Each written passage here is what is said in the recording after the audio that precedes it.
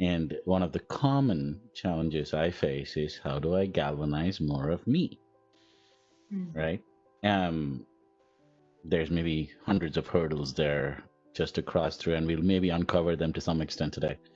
What were your biggest hurdles in going from, hey, we need to do something, to actually getting to do something? Yes. Okay. A couple of things. The first one we talked about was you already mentioned was the galvanizing the support. How do you get people turned on to that? So we had a couple different strategies. At first, we thought traditionally you want leadership support. You want it from the top down. You want leaders to really understand that this is important. So we started in San Jose with the busiest leaders in the world.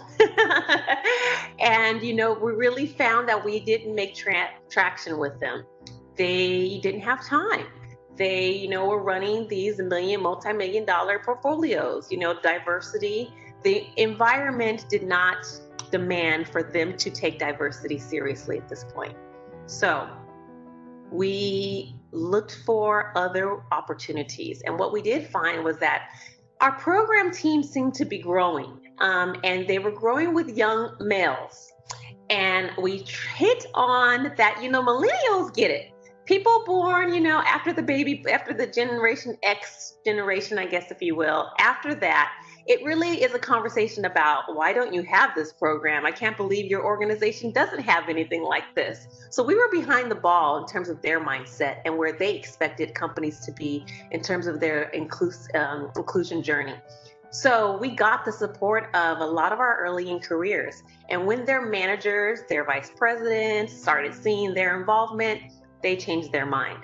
And it was actually a meeting that I had privy to. One of senior VP had his leadership meeting, and they were talking about the issues in their organization, specifically the gender imbalance.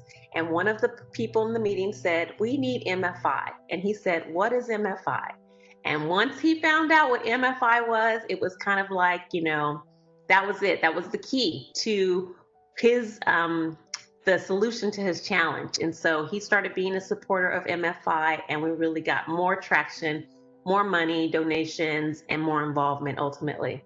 So that was one of the biggest challenges, and still continues to be a challenge.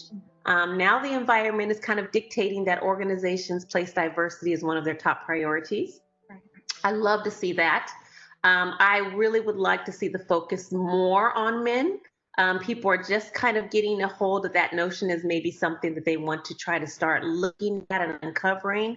It's something that was very innovative for Cisco, because now, I mean, even when I talk to other companies, they can't understand how we've done it and done it so well.